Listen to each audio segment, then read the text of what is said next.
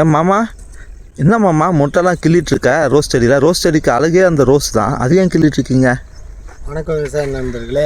இது மொத நட்டுக்கிறோம். 1 மாத செடி இது ரோஸ் செடி. இந்த அரும்பெல்லாம் கிள்ளிடணும். ஏன் அரும்பெல்லாம் கிள்ளிடணுன்னா அந்த செடி வலுவாக கிளம்பும். இந்த கன்று நம்மளுக்கு தலைவாசல்லேருந்து வர வச்சோம். ஒரு கன்று 20 ரூபான்னு வாங்கின்னு நட்டோம். மொத்தம் இது 1500 கன்று நம்ம நட்டுக்கிறோம். இது முதல்ல இந்த மொக்குங்களை கிள்ளிடுறோம் நாங்கள். அதாவது இதை நான் 6வது டைமு கிள்ளுறோம் நாங்கள். 5 நாளைக்கு ஒரு இடு, 6 நாளுக்கு ஒரு இடு நாங்கள் கிள்ளிக்கின்னு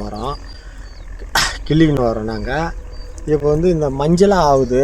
நான் இது இன்னும் மருந்து அடிக்கலை, மஞ்சளாக ஆகுது. கார்பன் டைசியம்னு சொல்லிட்டு மேங்கோ சோப்புன்னு நேற்று தான் கொஞ்சம் மருந்து அடித்தோம் நாங்கள். அது மாறுதான்னு பார்த்து இனிமேல்ட்டு ஊட்டச்சத்து இந்த ட்ரிப்பில் ஆல்-90 தான் விடணும்.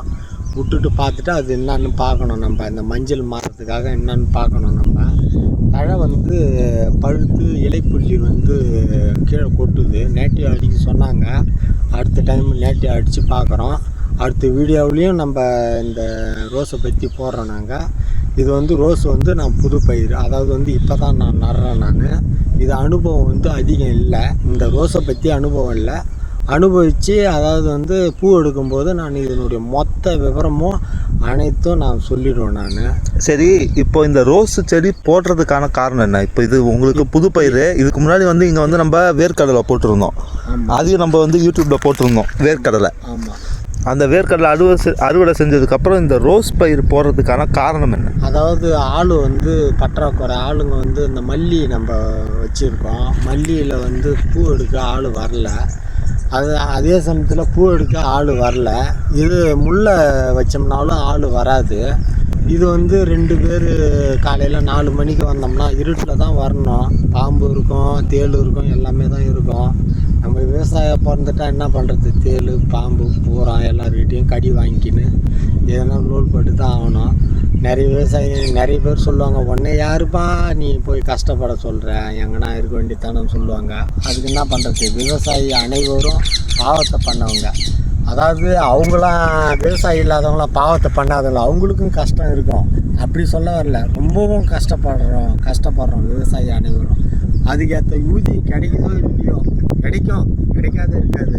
அதாவது ரொம்ப துல்லியமாக பயிரிட்டால் கிடைக்கும். துல்லியமாக பயிரிடலைன்னா நம்ம ஏமாந்து தான் போகணும். லாட்ரி சீட்டு மாதிரி நம்ம ஏமாந்து தான் போகணும். இருந்தாலும்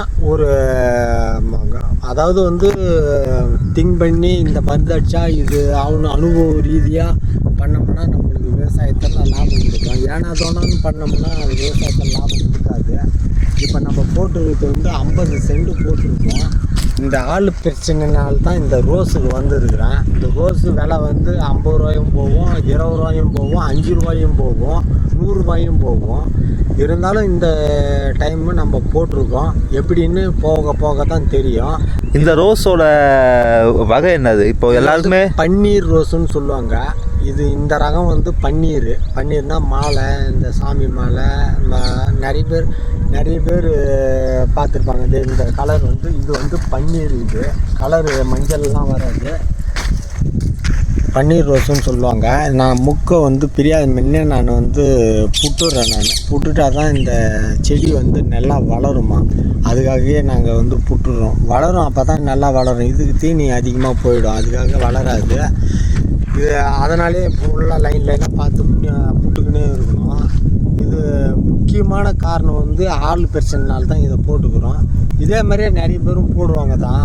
அதையும் தான் பார்த்துக்கணும். விலை குறைஞ்சாலும் பார்த்துக்கணும், அதிகமானாலும் பார்த்துக்கணும். நம்ம துரதிருஷ்டம், நம்ம தலைவிதி. விலை போனாலும் போகும், போகட்டாலும் போகும், வந்தாலும் வரும், வராட்டாலும் போடும். விவசாயம் அனைத்துமே அதே போல தான். இப்போ எல்லா விவசாயிகளும் அதே தான் நினச்சின்னு பண்ணுவாங்க. ஏதோ கடவுள் கொடுப்பாரான்னு சொல்லிட்டு செய்யுது. அதுக்காக உழைக்கிறோம். உழைச்சி லாபம் கிடைச்சா பரவாயில்ல, கிடைக்கலனாலும் பரவாயில்ல. அதாவது மனசு அடுத்த டைமு நம்ம லாபத்தை எடுத்துடலான்னு சொல்லிட்டு அதிலே போய் நாங்கள் கஷ்டப்படுறோம். மீதி ஒன்றுமே கிடையாது. சரி, இப்போது இந்த ரோஸ் செடி, இப்போ இந்த மருந்து இதெல்லாம் இருக்குல்ல, இப்போ நடந்துட்டுருக்கல மருந்து, கிருமிகளாம் தாக்குது, பூச்சிக்கொல்லியெல்லாம் அடிக்கிறோன்னு சொல்கிறேன்ல, இது எல்லாத்துக்குமே கவர்மெண்ட் ஹெல்ப் பண்ணுமா?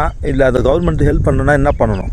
நுண்ணூட்ட உரம் கிடைக்கும். அதாவது பாஸ்போபாக்டீரியா, ரைசோபியம், அசோஸ்பைரில்லாம் இந்த நுண்ணூட்ட உரம்லாம் கிடைக்கும். நம்ம இது விவசாய விரிவாக்க மையத்தில் கிடைக்கும். அதை வாங்கின்னு வந்து ரோஸுக்கு போட்டோம்னாலும் அந்த பூமி வந்து அதாவது பழைய நிலைமைக்கு வரும். அதாவது வந்து பழைய நிலைமைனா இந்த கெமிக்கல்லாம் முறிச்சிட்டு நல்லா வரும் செடி. அதுவும் நான் போட்டிருக்கேன், வாங்கின்னு வந்து போட்டிருக்கேன் நான். இனிமேல்ட்டு இந்த செடியை வந்து பச்சை பச்சைன்னு ஆக்கி நல்லா பூ எடுக்கணும். நான் அடுத்த மாதம் நம்ம வீடியோவை பாருங்கள், நம்ம சேனலை சப்ஸ்கிரைப் பண்ணுங்கள். நம்ம ரோஸில் எப்படி நம்ம முன்னுக்கு வரோமான்னு பார்க்கணும், நல்லா பூ எடுக்கணுமா பார்க்கணும், கொத்து கொத்தாக பூ எடுக்கணும் நம்ம. நன்றி, வணக்கம்.